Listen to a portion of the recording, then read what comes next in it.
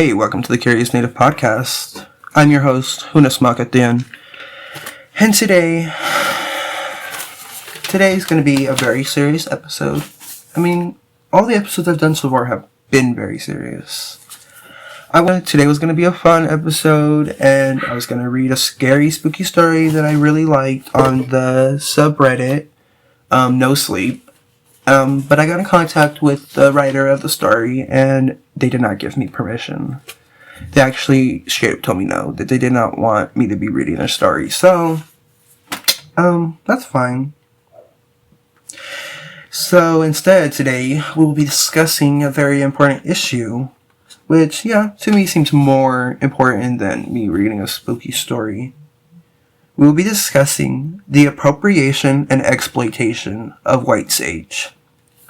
You know, as somebody who's been a practicing occultist for the last freaking, I think, 4 years, I started practicing pre-COVID when I was 16. I started practicing witchcraft back then. Since then, my practice has evolved. It's evolved, to doing cunning work now. And I can honestly say that, one of the number one things you can see, especially amongst New Age spiritualists, is the use of white sage. And especially newer occultists that are just getting into it, I understand maybe they don't know, the cultural significance of the plant they're using and what it means to, indigenous communities of the North American continent. But today, that's what we're going to be getting into and discussing. So, I think for starters, we should, talk about what white sage is. Salvia pinea, or white sage, is an evergreen perennial shrub that is native to the southwestern U.S. and northwestern Mexico. To a lot of native people, white sage is a necessity to their communities. White sage provides food, ceremony, and medicine, which leads us into our next point. In today's age of spirituality, especially on the social media sphere amongst internet witches and new age occultists, white sage seems to be a very important quote-unquote tool to cleanse their, quote-unquote sacred spaces. No shade, no shade, just all tea. Why is this an issue? What is the issue with non-natives using this herb? Well, for starters, white sage is a overharvested herb that is making its way up to the endangered plants list due to exploitation and poachery of this mint herb on indigenous lands. Also, the commercialization of this sacred plant due to social media and new age spirituality has not only made a mockery of this plant's history with the indigenous people of North America, but it also disrespects the history that, especially non-natives using this herb for their spiritual practices. It disrespects Native American, First People of Canada and Mexican indigenous people's histories with our medicines and our foods and our ceremonies, Which leads me into the next point. For a long period of time in the United States, Native people were banned from practicing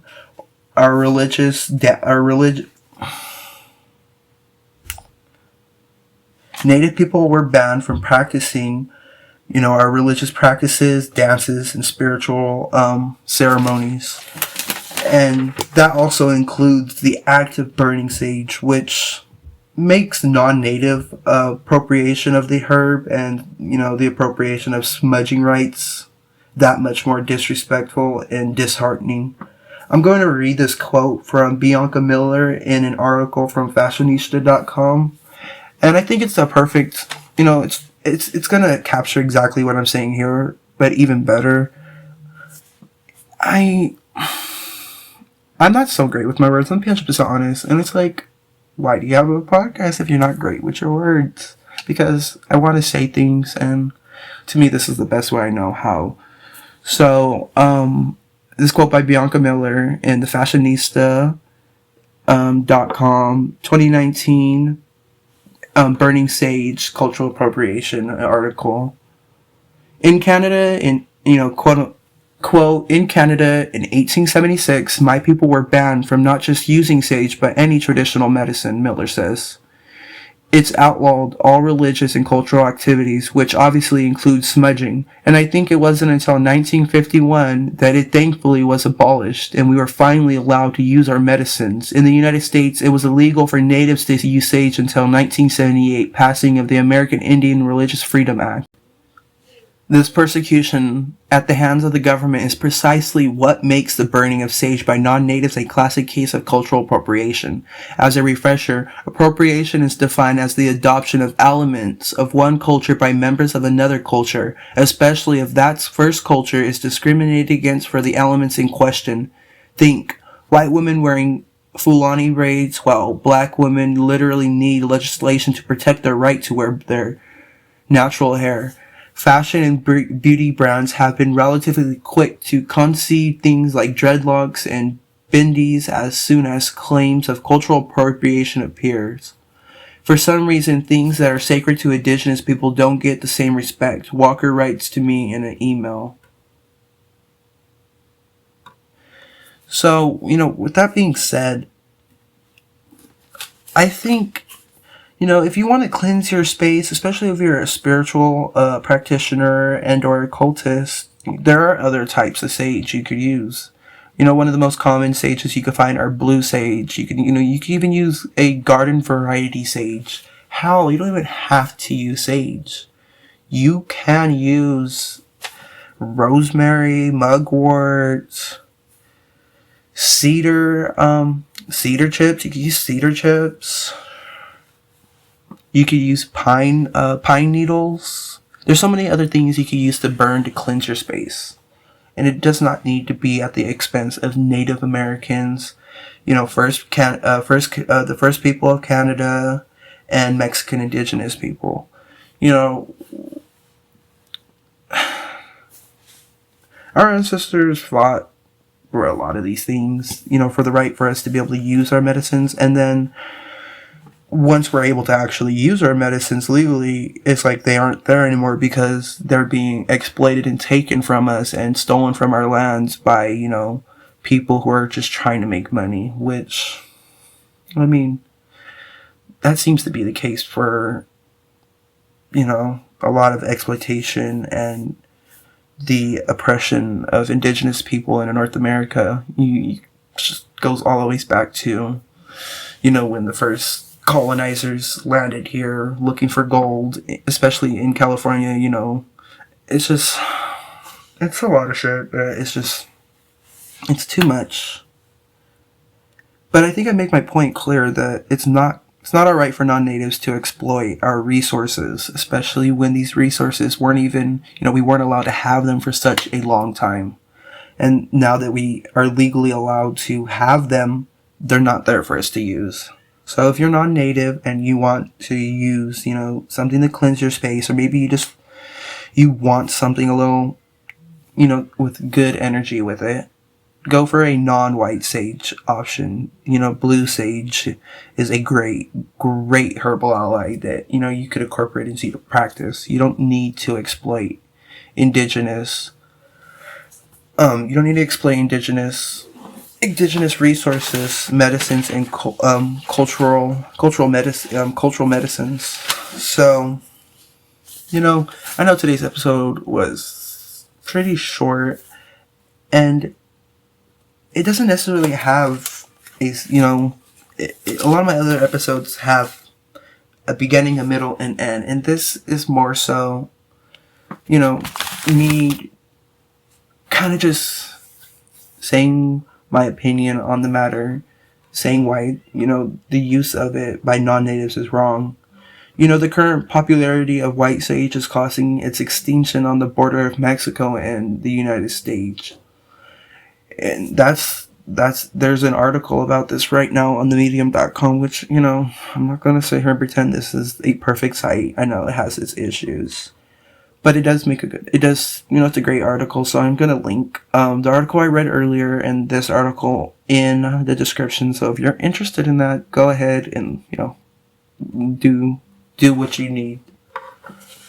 But I want to read a little bit. A growing trend in the United States, a growing trend in trying to expel the bad energy in homes or cleanse a house is leading to endangerment of more than one species, causing the fraying of ecosystems and hijacking of Native American culture, which is another point I wanted to bring up. Not only is when you take and buy this herb from stores or your little witch shops, you're not understanding where that is coming from. That is being poached from indigenous lands that, are much more than, our ancestral lands. There are ecosystems, and the white sage that grows there is growing there for a reason. It has a point to be there. It's feeding certain animals, birds, bugs. It's, bringing nutrients to the soil, taking nutrients, certain nutrients that shouldn't be there out of the soil. White sage has so many purposes within its natural ecosystem, and when you take it out of that ecosystem just to, farm it and to, sell it to big corporations, and it's hurting not only indigenous people but the lands and the inhabitants and creatures that inhabit those lands. So, maybe think about that the next time you're going to pick up a bundle of sage, or, you go down the spice aisle and the herb aisle at your local grocery store and you pick up the little jar of white sage leaves. Maybe think about that. With that being said, thank you so much for listening to this episode of the Curious Native Podcast. Like, subscribe, and share. Please follow me on Twitter at Huskasmin at the end. That is my main account. And please follow the official podcast Twitter page at TCN Pod. And if you're interested in a community that hosts a safe space for Indigenous people, Afro-Indigenous, Black people, I created a safe space community that hosts multiple, spaces on different platforms. We do have an official Hetwe Hutya community, the official Twitter page, where you can find, different news on what's going on in the community, links, crowdfundings, all that. We have an official Reddit page, the Hetwe Hutya subreddit community. And we have a Discord community, and all that can be found on my Twitter page. So all that's going to be in the description. If you're interested in that, go ahead and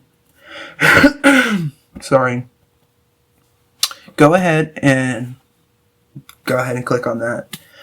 Thank you so much for listening, and I'll see you in the next one.